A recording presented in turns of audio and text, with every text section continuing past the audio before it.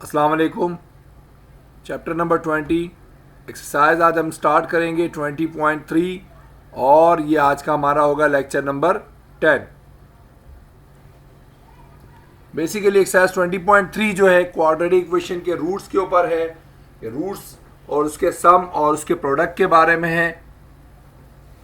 सबसे पहले हम जनरली जान लेते हैं क्वाड्रेटिक इक्वेशन के अंदर जो फॉर्मेट होगा रूट्स का in the form of sum in the form of product क्या होता है, पहले इसको समझ लेंगे हम। जनरली जो क्वाड्रेटिक इक्वेशन बनती है वो इस फॉर्मेट में बनती है x square minus S O R का मतलब होता है sum of roots into x plus product of roots equals to 0। हम बात कर रहे हैं एक जनरल क्वाड्रेटिक इक्वेशन इसी फॉर्मूले पे बनती है हमेशा, यानी आप क्वाड्रेटिक इक्वेशन के जितने भी क्वेश्चन सॉल्व करते हैं वो इस फॉर्मेट में बने होते हैं। यानी एक्स स्क्वायर का अगर कोफिशिएंट कुछ ना हो यानी 1 हो, देन यहाँ पर जो नंबर होता है वो सम ऑफ रूट्स होता है, यानी उसकी जो दो वैल्यूज आती हैं उनको अगर आप प्लस कर लेंगे तो ये वाला नंबर बन जाएगा, और प्लस पी ओ आर का मतलब प्रोडक्ट ऑफ रूट, यहाँ जो नंबर होता है वो उनका प्रोडक्ट होता है। फॉर एग्जाम्पल एक इक्वेशन है, क्वाड्रेटिक इक्वेशन है x square minus 7x plus 12 equals to 0। इनको जब आप सॉल्व करेंगे तो आपके पास दो वैल्यूज आएंगी 3 और 4। तो 3 और 4 को जब आप प्लस करेंगे तो वो बनेगा 7, और 3 और 4 को मल्टीप्लाई करेंगे वो बनेगा 12। तो उसकी क्वाड्रेटिक इक्वेशन बनेगी x square minus 7x plus 12 equals to 0। ये एग्जाम्पल मैंने अभी आपको दे के बताई। तो जनरली जो क्वाड्रेटिक इक्वेशन होती है वो इस फॉर्मेट पे होती है। चले आज हम टॉपिक स्टार्ट कर रहे हैं। जो फिलहाल तो हम जानेंगे एस ओ आर कैसे निकलता है, यानी sum of roots and product of roots निकालने की क्या बेसिक फार्मूला है उसको डिस्कस करेंगे। उसके बाद इसको आहिस्ता आहिस्ता मजीद डिटेल में चलेंगे लेकर। सम ऑफ रूट्स बेसिकली हम कहते हैं अल्फा प्लस बीटा। सम आपको पता है पॉजिटिव यानी ऐड करने को कहते हैं, पॉजिटिव साइन होता है, एडिशन का साइन होता है, उसको दो चीज़ों के बीच में लग जाए उसको हम सम कहते हैं।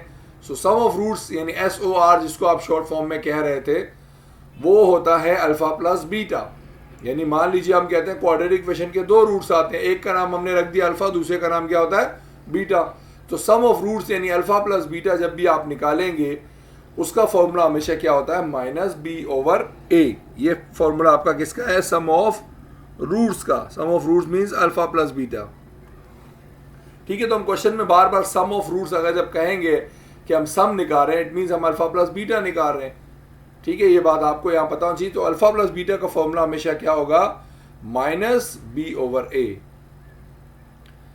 सिमिलरली हम बात करते हैं अब प्रोडक्ट की। प्रोडक्ट ऑफ रूट कहते हैं अल्फा इंटू बीटा, यानी अल्फा और बीटा आपस में प्रोडक्ट कर रहे हैं यानी मल्टीप्लाई हो रहे हैं, और इसका फॉर्मूला क्या होता है सी ओवर ए। वहां नेगेटिव साइन भी था, यहाँ नेगेटिव साइन नहीं है। वहां बी ओवर ए था माइनस में यानी कि नेगेटिव साइन के साथ, यहाँ सी ओवर ए है। ठीक है, अब आपको ये तो पता ही क्वाड्रेटिक इक्वेशन में ए बी एंड सी का मतलब क्या होता है। ए का मतलब होता है एक्स स्क्वायर का कोफिशिएंट, बी का मतलब होता है एक्स का कोफिशिएंट, सी का मतलब होता है कांस्टेंट टर्म।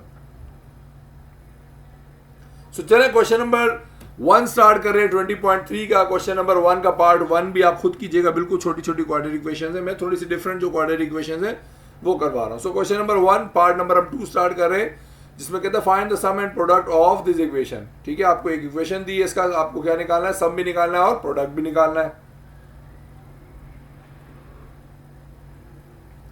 सॉल्यूशन आप लिखेंगे, आपके पास जो इक्वेशन है आप उसको लिख लेंगे। अगर वो फॉर्मेट में नहीं है स्टैंडर्ड फॉर्मेट में तो आप उसको स्टैंडर्ड फॉर्मेट में लाएंगे। स्टैंडर्ड फॉर्मेट क्या होता है, एक्स स्क्वायर के बाद एक्स होता है, उसके बाद नंबर होता है, उसके बाद इक्वल टू 0 होता है। ये हमारे पास आ गई।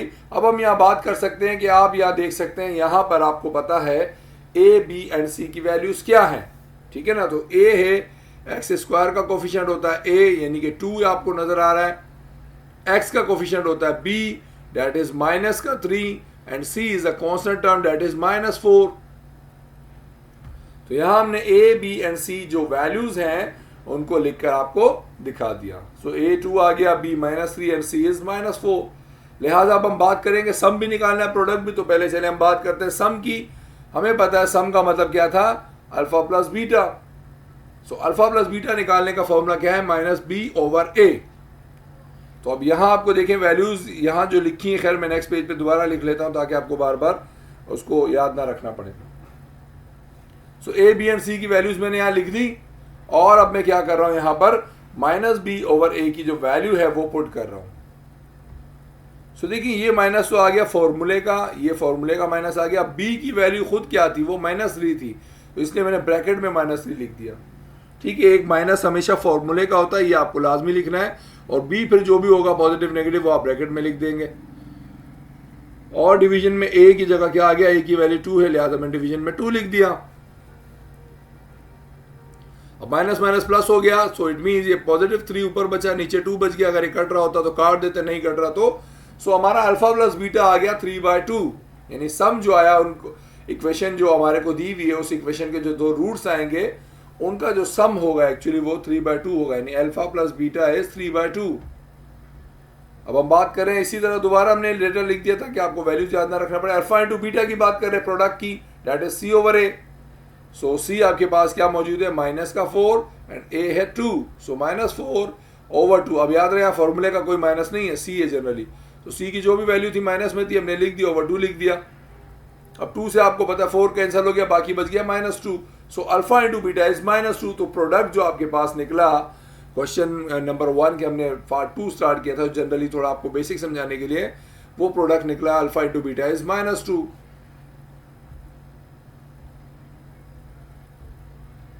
अब हम बात करते हैं क्वेश्चन नंबर 1 के पार्ट 3 की।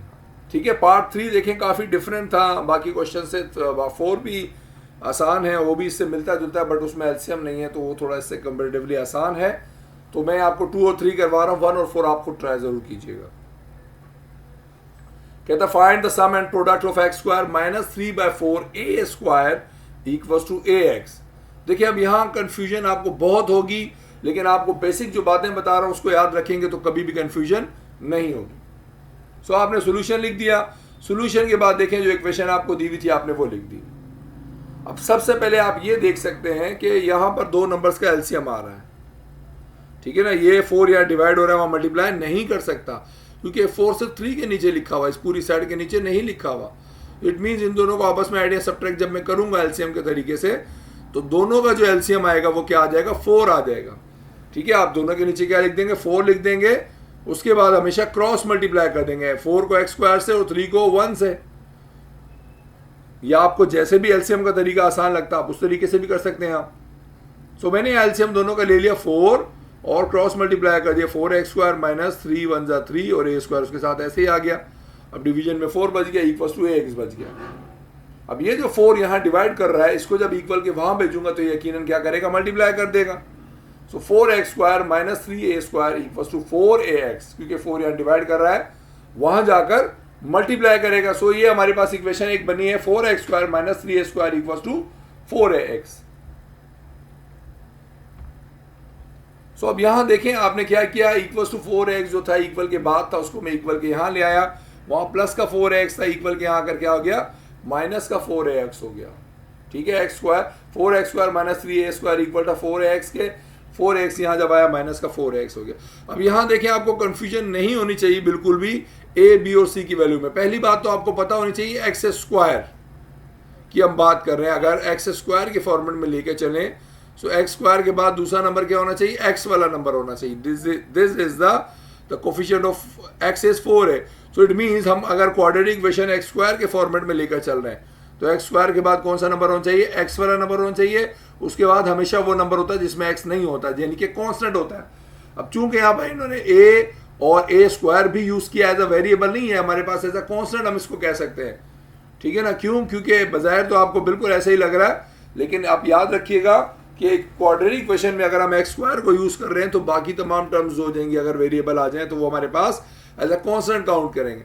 सो मैं इसको तरतीब से लिख रहा हूँ अरेंज करके, 4x² के बाद मुझे पता है x वाली टर्म होनी चाहिए तो -4x ही लिखूंगा, क्योंकि मैं इक्वल के इधर से उधर नहीं लेके जा रहा, इसको सिर्फ आगे पीछे शिफ्ट कर रहा हूँ। और ये -3a² इसी तरह रहेगा।